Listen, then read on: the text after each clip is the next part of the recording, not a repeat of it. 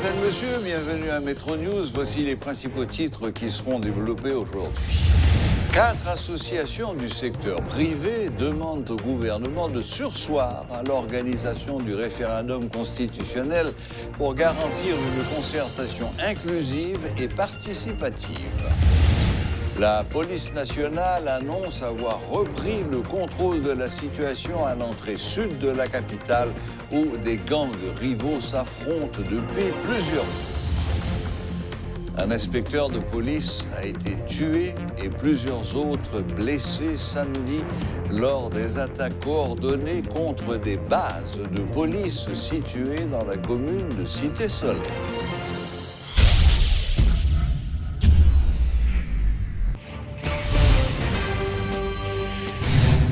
Les gangs armés de Cité-Soleil, regroupés au sein du G9 en famille et alliés, seraient les auteurs de l'offensive contre 4 sous-commissariats samedi dernier, affirme le pasteur Enoch Joseph, dirigeant d'organisation de la zone.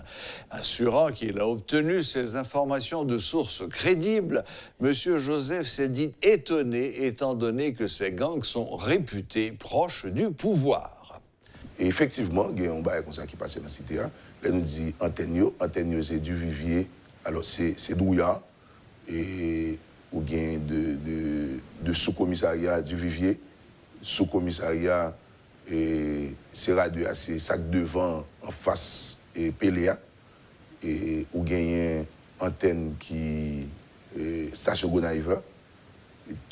On a dit toute infrastructure de police qui cité Soleil était attaqué à 8h samedi 5, sauf le commissariat central qui n'a mis temps Cité Soleil là, qui en face et Boucline. Pour qui ça, d'après vous-même, ne pas attaquer? Parce que zone ça n'a pas contrôlé par même groupe armé. Zone en bas contrôlée par monsieur en bas. Et tout monsieur en haut qui est en coalition, c'est eux qui contrôlent toute zone qui attaque. Messieurs qui dans G9, qui en haut, tout ensemble, c'est eux qui contrôlent les zones côté qui attaquent, zone qui en bas, qui contrôlées par monsieur et Gabriel. Oui, en plus, et rapport là dit ça. Quantité d'amis, il y a 65, il y a Galil, il y a 12. Si vous faites somme, comme rapport n'a pas fait somme, non. Si vous faites somme, toutes les amis qui prennent, c'est presque une vingtaine de fusils longs. Et il n'y a pas fait état de revolver dans le rapport. Mais c'est. Et puis radiocommunication, tout. Il y a un policier qui mourit, inspecteur Mirabel. Et vraiment, désolé pour monsieur, parce que monsieur n'a cité à longtemps. Moi-même, il faut me dire sincèrement, attaque la mettez-moi dans la confusion. Pour qui ça le mettez-moi dans la confusion, on était qu'à comprendre plus ou moins que monsieur ça était proche pouvoir, était proche et la police, il va être comme ça. Mais toujours est-il, et leur autorité établie, le besoin de fonctionner dans la justice, dans le droit. Ou pas doué de connivence avec aucun monde qui part dans la justice, qui part dans le droit, qui pas marcher suivant normes, principes. Et pour un monde qui pour tes amis légaux ou confortable ensemble avec eux, il faut que toujours connaisse que je vous compte. La police nationale a repris le contrôle de la situation à l'entrée sud de la capitale depuis samedi soir, selon le directeur général AI de l'institution. Affirmant au micro des journalistes dimanche que 3 réunions spéciales, dites CSPN spéciaux, avaient été réalisées sur ce dossier, Léon Charles a fait savoir que les agents des forces de l'ordre vont maintenir leur présence dans la zone de Martissan afin de garantir la sécurité des riverains ainsi que des membres de la population fréquentant la zone. Parallèlement, il en a profité pour déplorer les différentes attaques perpétrées contre les commissariats par des bandits pendant le week-end qui a fait au moins un mort au sein de la PNH. Je dis tout policier, rôle nous, c'est protéger et servir. L'on a prêté serment, vous pas dire nous dans quelles conditions. Pour protéger tête nous d'abord, pour nous protéger la population. Et quel que soit côté menace la venir, n'a campé pour défendre tête nous, défendre policiers, défendre la population. La police, le 12 juin, dans quelques jours, il y a 26 ans, c'est 26 ans de tribulation. C'est 26 ans de protection et service avec les moyens du bord. M'a dit nous, tous policiers, que commandement avec nous. Nous mobiliser, nous protéger tête nous, nous défendre le commissariat nous, nous défendre la population. De son côté, le chef du CSPN, le Premier ministre Haï, annonce qu'il a déjà passé des instructions formelles aux forces publiques en vue de rétablir la sécurité dans la 3e circonscription. En ce sens, la police nationale et les forces armées d'Haïti sont mobilisées et ont pour mission de stopper les bandits qui ont intensifié les scènes de terreur ces derniers jours, notamment dans les zones de Martissan et de Fontamara, a déclaré le Premier ministre intérimaire, Claude Joseph, lors d'un point de presse dimanche. Affirmant que son gouvernement connaît l'identité des auteurs intellectuels du climat d'insécurité qui s'installe dans le pays, le docteur Joseph promet de sévir contre les malfrats et leurs complices. Ça me fait tout le monde connaît, c'est que le gouvernement n'est pas dormi. Et n'a continué bataille pour une baille population sécurité. Moun qui derrière ça qu'a fait yo, n'a privé sous nous. Parce que c'est l'État qui détient le monopole de la violence légitime. Nous connaissons une situation insécurité ça qui là, ce pas créé tête li. Nous connaissons qui boit qui derrière yo. Nous connaissons qui éminence grise qui derrière yo. Seul ça capable dire moun qui a provoqué terreur en dans population. N'a privé sous nous, même j'ai n'a privé sous bandit yo, quel que soit côté yo yé. Moun qui croit c'est dans violence, yo capable résoudre problème yo. Faut me dire nous que jodi a n'est pas possible. Nous tenter, nous fait pays loc, nous bloquer pays à plusieurs fois. Jodi a n'a attaqué commissariat. Quelques jours avant, il y a une mission OEA qui est entrée dans le pays. Quelques mois avant, nous réaliser scrutin qui vous permettre de nous renouveler le personnel politique là. Question insécurité, la police, l'armée mobilisée. Il y a une bonne instruction pour nous permettre, monde paisible, vaquer librement à l'activité. Notons que depuis plusieurs jours, les chefs de gang de Grand Ravine avaient lancé une offensive pour récupérer les quartiers de Martissan 1, 2, 3 et 7 qu'ils contrôlaient autrefois. Pour le moment, aucune statistique n'est disponible sur le nombre de personnes tuées ou blessées lors de ces affrontements entre les gangs de Grand Ravine et de Tibois.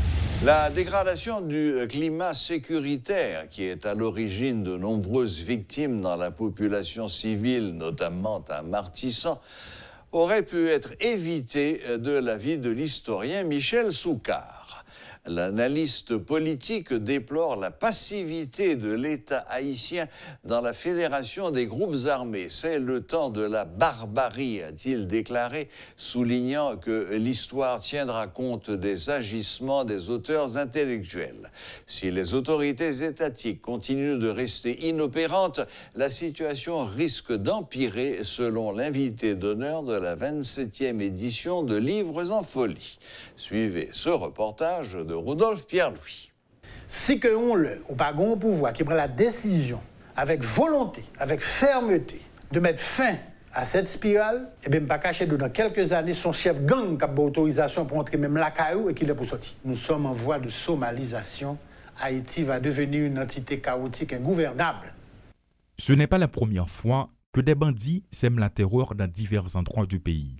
Cette fois-ci, les citoyens de Martissan qui ont abandonné leur maison aux bandits au cours du week-end écoulé ont trouvé refuge sur la place de Fontamara.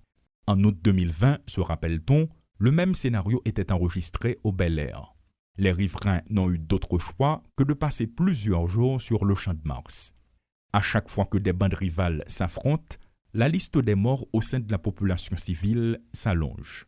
De l'avis de l'historien Michel Soucard, le pire aurait pu être évité. Il y a un petit parole qui dit petit bouton, c'est chemin malin. L'autre pas un petit bouton, les bons malins. On va soigner malin, il vient boire gangrène. Là, on a stade gangrène, qui ça pour faire? C'est jamais non perdu. Si ce n'est pas là, vous perdu. Donc, nous ne pouvons pas jamais adresser ces problèmes parce qu'il y a de gros intérêts en jeu, mais le problème, c'est qu'il y a cancer à faire métastase. Pas de gain de prophétique là-dedans. Il y a plus de 30 ans de cela, soit l'époque où l'État haïtien était encore fort, nul n'avait le droit de troubler la paix publique par quelque moyen que ce soit. C'était une période de dictature. Certes, Michel Sokar le reconnaît et sa position n'est un secret pour quiconque, même à travers ses écrits, mais c'était aussi une époque où les citoyens avaient droit au loisir sans crainte d'être enlevés ou violés. Ce temps est révolu selon son constat. Comme me disait il y a plus de 20 ans mon vieux professeur Roger Gaillard, moi je m'en vais, bon courage, les barbares sont à nos portes. Et aujourd'hui justement, ce que nous vivons là, nous vivons un temps de barbarie dont certains porteront devant l'histoire la lourde responsabilité. La crise sociopolitique qui gangrène la société haïtienne est préoccupante. Les acteurs politiques en sont conscients si l'on tient compte de leurs témoignages, mais aucun des deux camps ne veut s'asseoir autour d'une table pour y mettre un terme. D'un autre côté, c'est souvent le moment idéal pour une intervention de la communauté internationale, référence à l'arrivée d'une nouvelle délégation de l'Organisation des États américains attendue ce 8 juin, alors que la solution à la crise devrait être de nature haïtienne. Tenant compte des annonces du côté des membres de l'opposition, la montée des actes de violence, la fédération des gangs et le ravitaillement en armes et en munitions, la situation est critique. Lors d'un point de presse ce dimanche 7 juin, le Premier ministre haï, Claude Joseph, a souligné que les mains cachées derrière les démonstrations violentes sont connues et qu'elles seront bientôt coupées. Mais quand, c'est la grande question. Et sur ce point, l'historien devenu analyste politique va au-delà des propos. Il faut que nous fassions très attention pour ne pas arriver à un point côté l'expérience historique qui s'appelle la République d'Haïti n'est pas un échec. Peu importe son nom, son titre ou sa fonction, l'histoire retiendra ses agissements envers et contre tous et à un certain moment donné, le concerné devra répondre de ses actions. L'historien Michel Sokar le croit ainsi. Malheureusement, le second invité de la 27e édition de Livre en Folie cette année, Jean-Claude Martineau, a brillé par son absence lors de cette nouvelle rencontre avec la presse.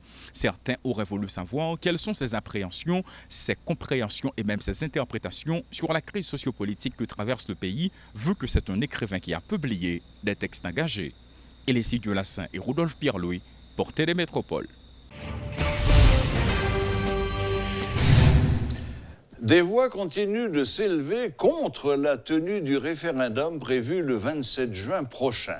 4 associations du secteur privé demandent au gouvernement de surseoir à l'organisation du référendum constitutionnel pour garantir une concertation inclusive et participative. Dans une note rendue publique ce lundi, les responsables de l'ATH, de l'ADI, de la CCIO et de AmCham expriment leurs doutes concernant le mode choisi par les autorités pour modifier la Constitution. Mais ces associations reconnaissent toutefois le bien fondé d'une réforme constitutionnelle. Ils pointent du doigt la détérioration de la situation sécuritaire et l'état d'urgence sanitaire actuellement en vigueur qui ne font qu'aggraver un climat déjà inadapté à une réflexion sur un sujet aussi important pour le futur de la nation. Les signataires de la note sont Marc Pierre-Louis de l'Association touristique d'Haïti, Willem Lemke de l'Association des industries d'Haïti, Laurent Saint-Cyr de la Chambre de commerce et d'industrie de l'Ouest et Jean-Philippe Boisson de la Chambre de commerce américaine en Haïti. Voilà, la boucle est bouclée. Merci de nous rester fidèles. Très bonne semaine à toutes et à tous et à la prochaine. Même heure, même chaîne.